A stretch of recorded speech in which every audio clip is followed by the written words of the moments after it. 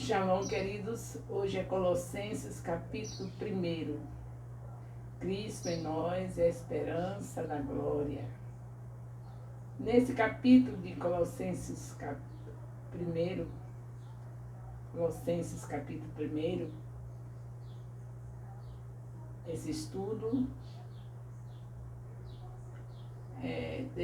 descreio no início de mais uma carta do apóstolo Paulo à Igreja de Cristo. Então, nesse estudo, teólogos estão descrevendo o início de mais uma carta do apóstolo Paulo à Igreja de Cristo. Esse estudo, esse capítulo de Colossenses 1,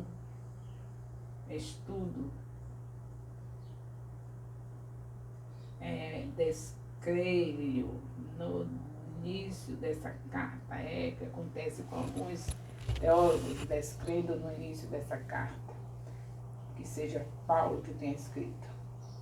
O direcionamento dado pelo apóstolo era a igreja de Colossos,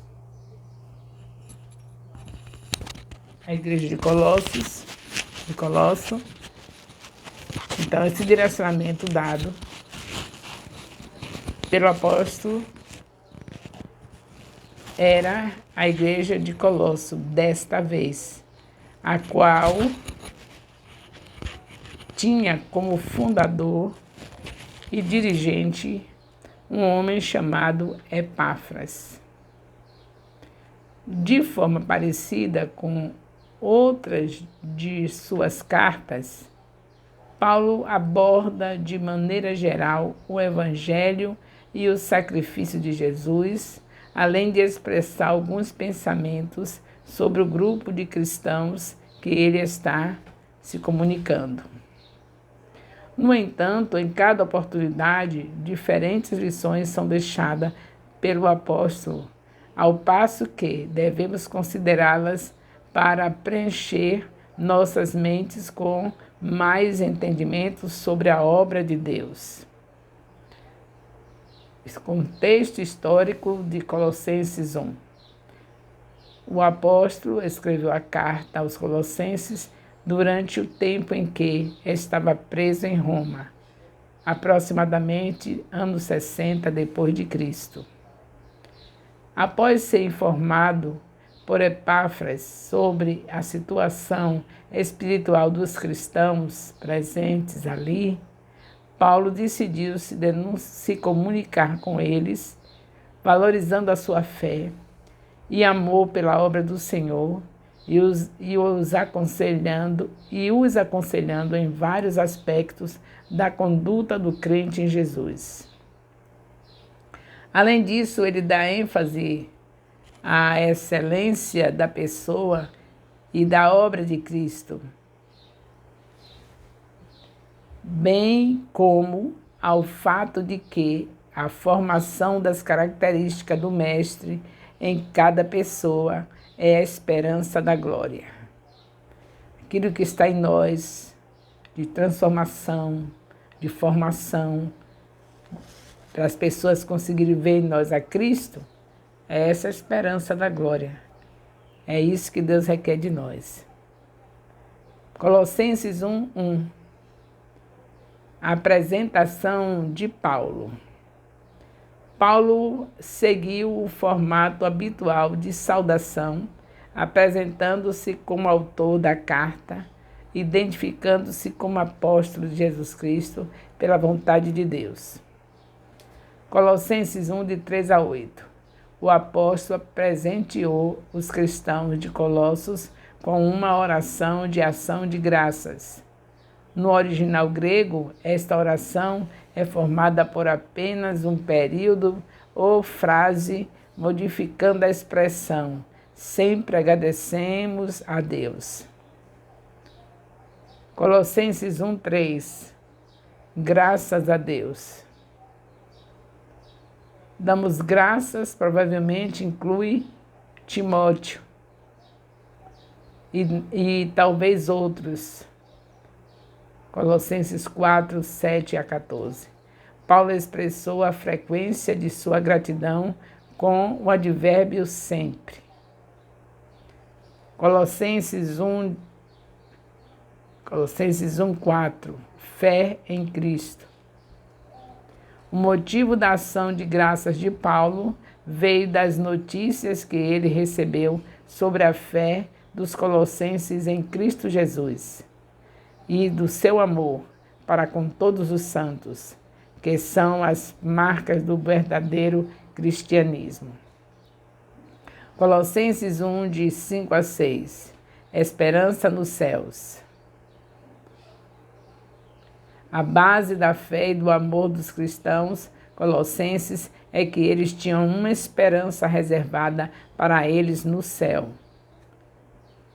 A tríade fé, amor e esperança é uma fórmula típica de Paulo.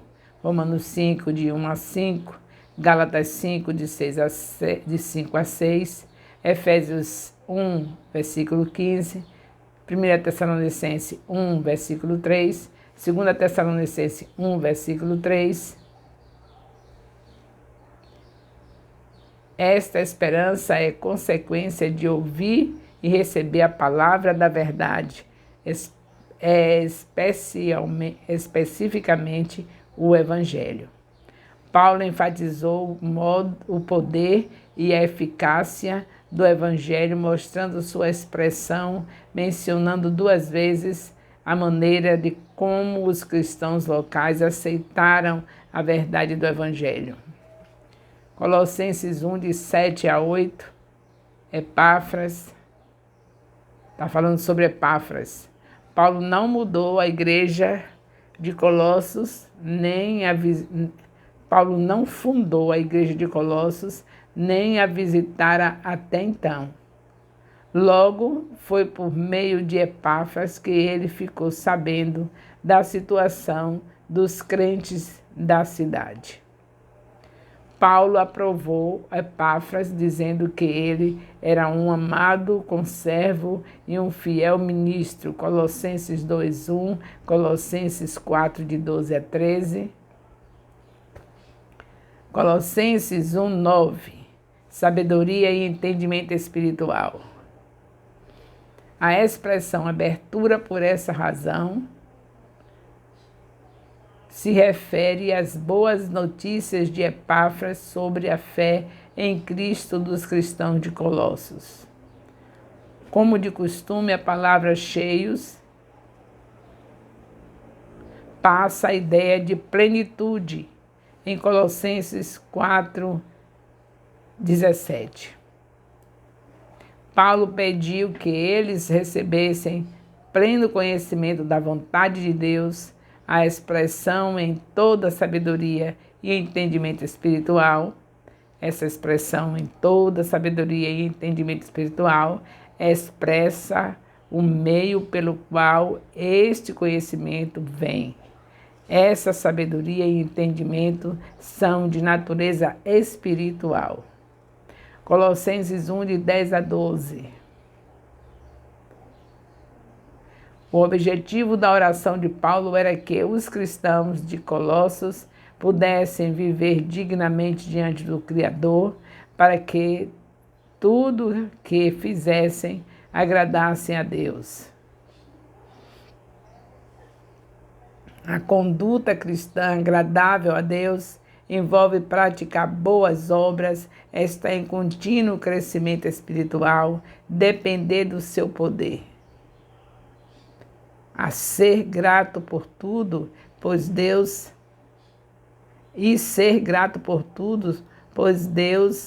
nos deu parte da herança dos santos. Então essa é a conduta cristã, fazer tudo de bom para glorificar a Deus e ser grato por tudo que Deus faz. Colossenses 1, de 13 a 14, redenção pelo sangue. Livrou e transferiu, essa expressão fazem lembrar a figura do Antigo Testamento de Deus, libertando seu povo das mãos de opressores hostis, Êxodo 6, 6, Êxodo 14, 30, Juízes 6, 9, Juízes 8, 34. Os cristãos foram resgatados do domínio opressor de Satanás, poder das trevas. Esse domínio opressor era o poder das trevas. Ao serem transferidos para o domínio de Cristo, o reino da luz, eles foram resgatados para isso, para estarem no reino da luz. Esta libertação, o êxodo, se cumpriu pela redenção dos cristãos por meio do perdão dos pecados, por causa da expiação do sangue de Jesus, a expiação de Cristo. Colossenses 1, de 15 a 22. Estes versículos são um poema, ou talvez um hino, que expressa a supremacia de Cristo como Criador e Redentor. A elevada cristologia de Paulo combateu a falsa doutrina que se infiltrou na igreja de Colossos. Colossenses 1,15, Deus conosco. A palavra imagem indica representação visível, exata, de algo ou alguém. Portanto, Jesus, o Filho, é a representação do Deus invisível do Antigo Testamento, João 1,18. Jesus também representa a humanidade sem pecado, Gênesis 1, 26 a 27. O título primogênito não quer dizer que Jesus é criado, e sim que ele tem a primazia e está acima de toda a ordem criada. Jesus não é criado, porque se fala que ele é primogênito, quando ele nos salvou, fez de nós filhos de Deus, mas isso não quer dizer que ele foi criado. Ele é Deus e aqui ele vem em forma de ser humano para nos salvar como filho de Deus, por isso é chamado de primogênito, porque fez de nós todos irmãos. Mas isso nunca vai nos dar liberdade de pensar que Jesus foi criado. Se ele é Deus, ele não foi criado. Ele estava desde o princípio, quando diz, façamos o homem a nossa imagem e a nossa semelhança. Jesus já estava ali, o Espírito Santo já estava ali. Jesus também representa a humanidade sem pecado. Gênesis 1, de 26 a 27. O título primogênito não quer dizer que Jesus foi criado. Então já falamos, estamos repetindo. Colossenses 1, 16. Todas as coisas foram criadas para ele. Cristo é soberano sobre a criação, porque é o Criador. Foi ele que criou todas as coisas. A menção de tronos, dominações, principados e potestades.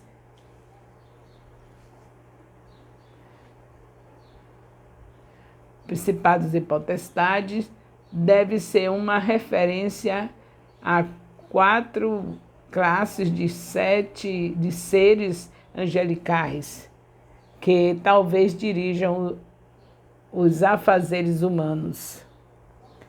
Provavelmente isso foi uma correção da falsa doutrina que promovia a adoração de anjos.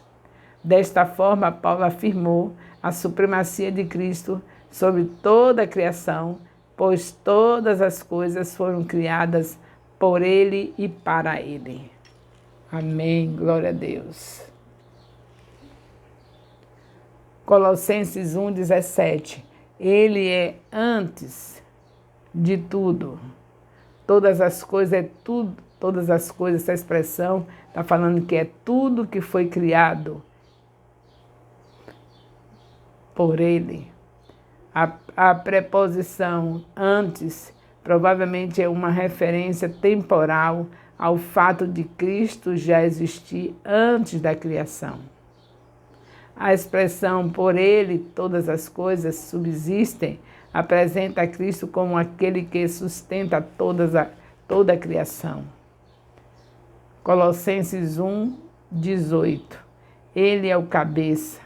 Paulo usou a palavra cabeça no sentido literal e metafórico. No sentido literal, cabeça indica autoridade, governo, supremacia.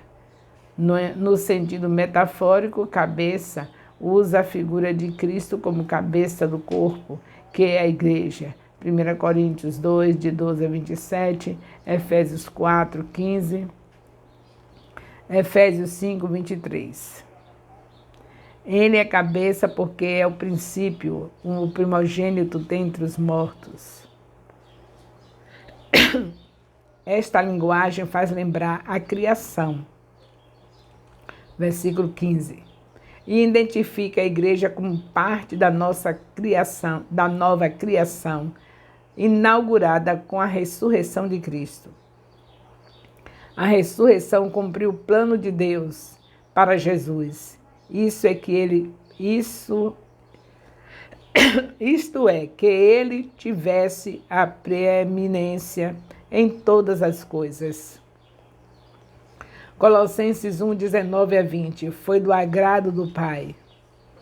Foi do agrado de Deus que sua plenitude, isto é, todo o ser de Deus, habitasse no Filho. Portanto, Jesus era totalmente Deus e totalmente homem. Deus se agradou disso porque, por meio de Cristo, ele iria reconciliar todas as coisas consigo na cruz. Romanos 5:11, 2 Coríntios 5:19. Colossenses 19:20. Necessidade de reconciliação com Deus.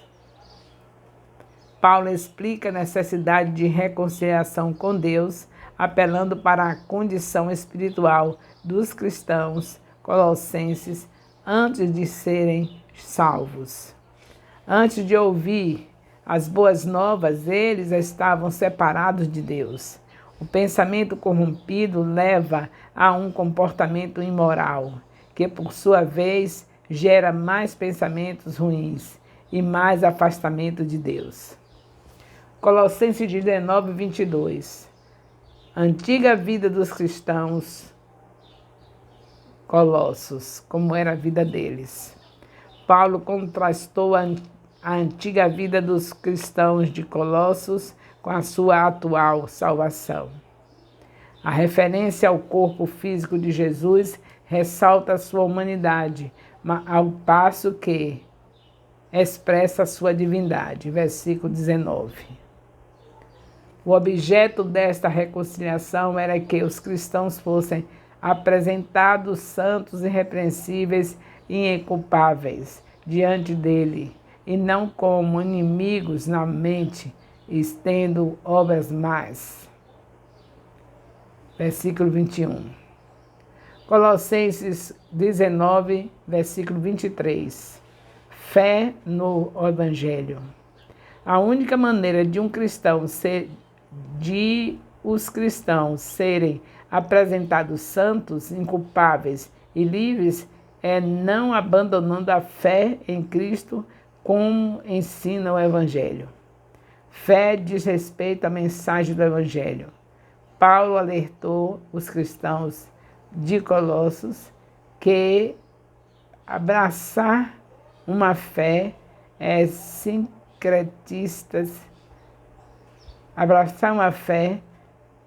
sincretista perverteria a verdadeira mensagem do Evangelho, anulando assim sua esperança.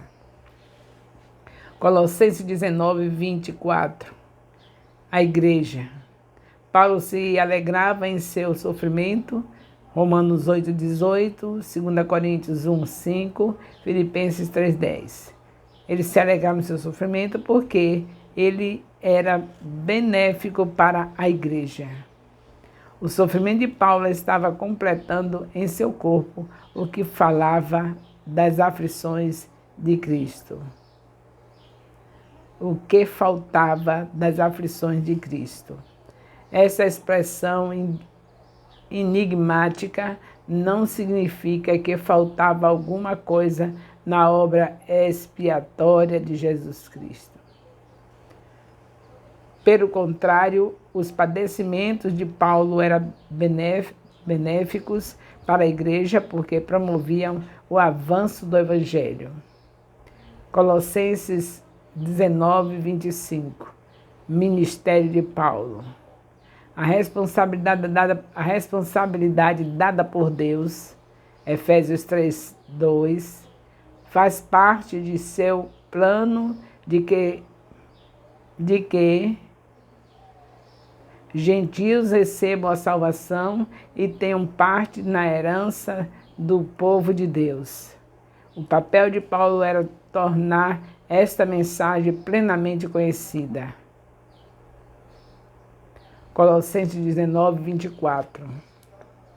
O termo mistério, Romanos 11:25, indica algo que antes esteve oculto no plano de Deus e agora está manifesto, ou foi manifesto. Este mistério está relacionado à inclusão dos gentios no povo de Deus.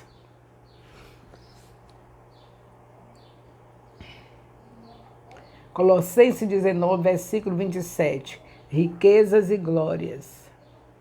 Junto às palavras riqueza e glória, expressam a maravilha e as bênçãos deste mistério.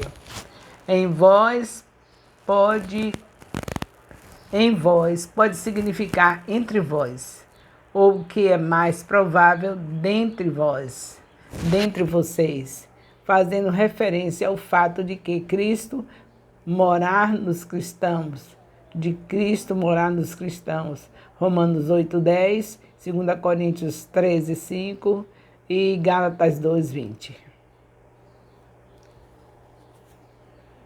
Colossenses 19:28, advertindo e ensinando. As palavras advertindo e ensinando expressam a maneira como foi feita a proclamação de acordo com toda a sabedoria. O objetivo desse ministério contínuo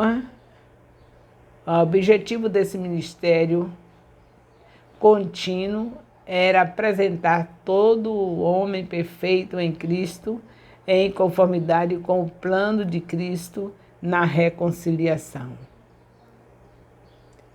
Colossenses 19:29. Visão de Paulo sobre seu trabalho.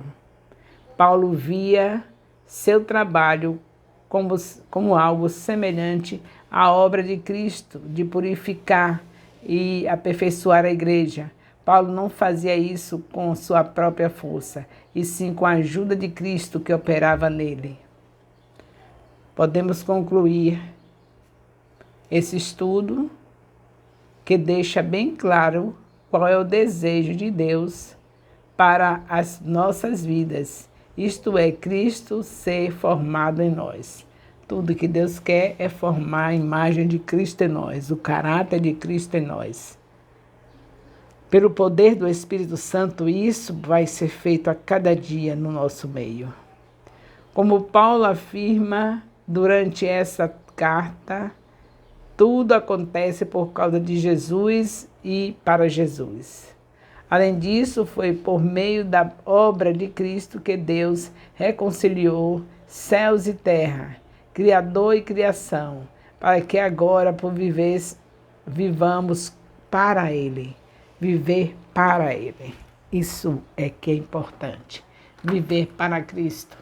Jesus é a imagem do Deus invisível e agora nós também podemos ser quando aguardamos Sua palavra, quando guardamos Sua palavra e renunciamos a nós mesmos, tomando a nossa cruz diariamente para segui-lo de maneira fiel.